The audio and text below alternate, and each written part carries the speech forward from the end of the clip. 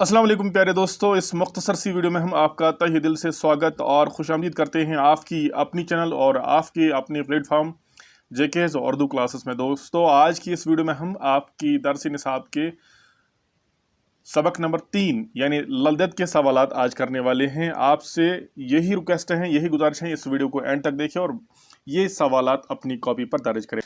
तो चलिए चलते हैं सवालात पर। सवालात पर जाने से पहले आपसे गुजारिश करेंगे कि अगर आप चैनल पे नए हैं या अभी तक आपने हमारे चैनल को सब्सक्राइब नहीं किया है तो बराए करम सबसे पहले आप हमारे चैनल को सब्सक्राइब कीजिए, हमारे वीडियोस को लाइक और शेयर करना ना भूलें, साथ ही बेल आइकन का बटन भी दबाएं जिससे हर नई नोटिफिकेशन आप तक बराह रास्ता आप पहुंचेगी।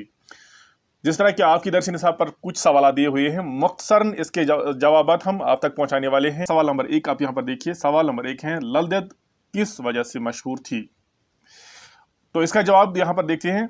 लल्दत अपनी फितरी शायरी और सब्र तहम्मुल की वजह से मशहूर थी।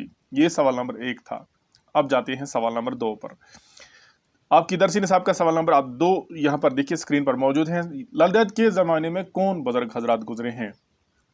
तो इसका जवाब है, लल्दत के ज़माने में शेख नूरुद्दीन नूरानी और मीर सैयद अली हमदानी रहमतुल्लाह अलैह जैसे बुजुर्ग हजरात गुजरे हैं।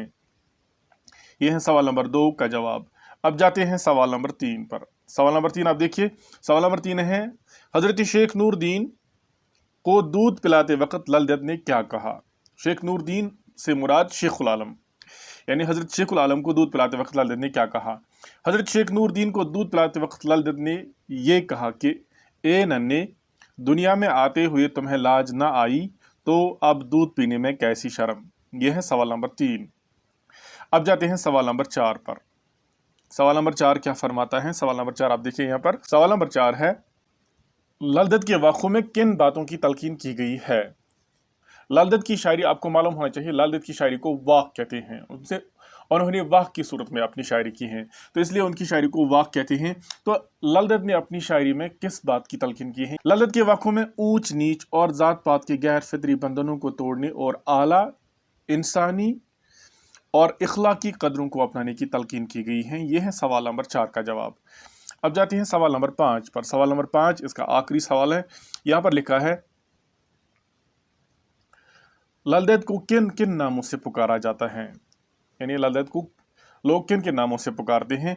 यहाँ पर लिखा है, यह है लल्दत। यहाँ पर लल्दत को मुसलमान, आप लिखना लल्दत को मुसलमान लल आरिफा और हिंदू लल ईश्वरी के नामों से पुकारते हैं। ये मुख्तसर से सवाल थे आपकी इस दरस निसाब के चैप्टर नंबर 3 के। तो इस तरह से हमने चैप्टर नंबर 3 के सवाल आप तक मुकम्मल पहुंचाए।